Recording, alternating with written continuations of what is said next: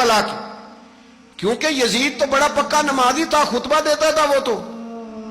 جب امام حسین رضی اللہ تعالیٰ عنہ نے کربلا کے میدان میں جمعے کا دن تھا تو یزید کے سامنے کو بات کرنی شروع کی، عمر بن سعد کے سامنے، تو عمر بن سعد کہنے لگا حسین زیادہ باتیں نہ کر، ہمارا جمعہ لیٹ ہو رہا ہے، جنگ کے لیے تیار ہو، فٹافٹ آ، اہل بیت نبوت کو قتل کریں گے اور قتل کے بعد پھر نماز پڑھیں گے اور پھر کہیں گے اللہم صلی علی محمد وعلی آل محمد، اسی نماز میں پھر درود بھی پڑھیں گے۔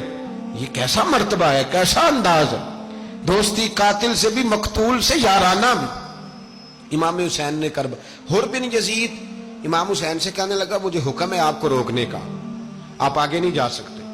امام صاحب نے فرمایا وجہ؟ زمین اللہ کی ہے۔ اس نے کہا آپ بیعت نہیں کر رہے، یزید کی حالات آپ کے حق میں درست نہیں ہیں، آپ نہیں جائیں گے۔ امام روک گئے۔ ظہر کی نماز کا وقت ہوا تو حضرت علی اکبر امام حسین کے بڑے صاحبزادے، انہوں نے اذان ظہر پڑھی تو حر بن یزید کے لشکر نے امام حسین کے پیچھے نماز ادا کی۔ کہا بھئی تم مقابلے میں آئے ہو، نماز پیچھے پڑھتے ہو؟ کہا حضور مقابلہ تو تلواروں سے کر رہے ہیں، پر ہمارا دل تو مانتا ہے نا کہ مصطفیٰ کا نواسہ بڑی شان والا ہے۔ حر بن یزید نے 3 نمازیں لشکر سمیت امام حسین کے پیچھے پڑھی ہیں، 3 نمازیں، ظہر اثر اور مغرب۔ پھر امام حسین کے سامنے شرائط پیش کی کہ آپ کو یہاں گھیر لیا گیا ہے، یہاں آپ بیعت کریں گے، یہاں جنگ کریں گے، 2 ہی باتیں۔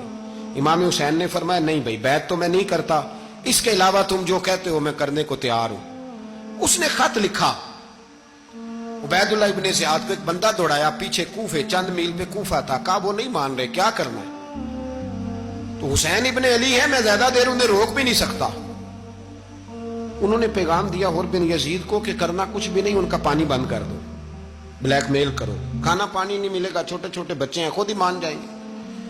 حضرت امام علی مقام کے بارے میں حر کے پاس جب یہ پیغام آیا تو حر کہنے لگا میری طبیعت نہیں مانتی حسین پر پانی بند کروں، دل نہیں مانتا۔ جب یہ لفظ کہے نا دوبارہ تو پھر عبید اللہ ابن زیاد نے عمر بن سعد کو 10,000 آدمی دے کے بھیجا، کہا حر بن یزید لچک دکھا رہا ہے حسین کے حق میں۔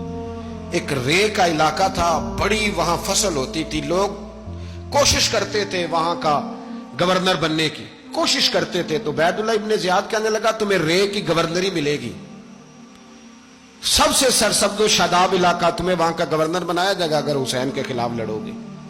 یہ اتنی زبردست ہوتی ہیں گورنریاں کہ گورنریوں کے لیے لوگ نسل رسول کے خلاف بھی نکل آتے ہیں، یہ اتنی تگڑی ہوتی ہیں، اتنی جلدی وفاداریاں بدلتی ہیں۔ وقت اتنا نہیں کہ میں مزید تفصیل میں جاؤں۔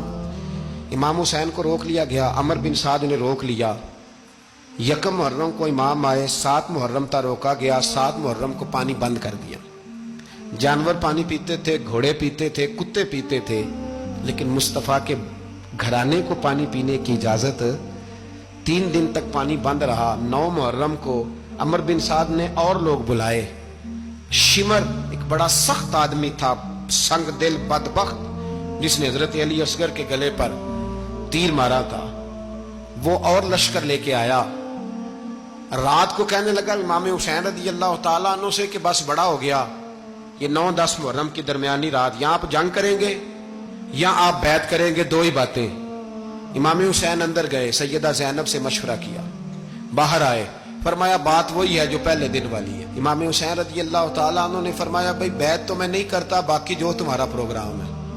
شمر اور ابن سعد کہنے لگے پھر جنگ کے لیے تیار ہو جائیں۔ کیا انداز ہے امام حسین کا، فرمانے لگے کل جنگ کروں گا، مجھے پتا تو ہے جنگ کا نتیجہ کیا نکلنا ہے، 1 رات مجھے دے دو تاکہ میں کھل کے اپنے رب کی عبادت تو کر لوں۔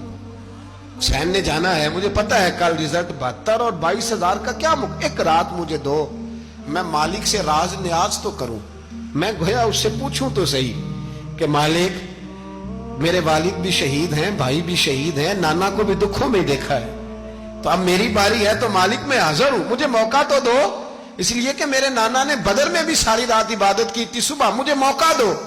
اور دنیا کا اصول ہے جب کوئی موقع مانگتا ہے تو دیا جاتا ہے۔ یہ دونوں کہنے لگے کوئی موقع نہیں۔ حر بن یزید پیچھے سے بولا، کہنے لگا نہیں، بدتمیزی نہ کرو، حسین کو موقع دو، تمہیں دینا پڑے گا۔ موقع دیا۔ حر بن یزید نے پھر منت کی، کہا حضور آپ مہربانی کرے مان جائیں، فرمایا ماننے والا کھاتا کوئی نہیں،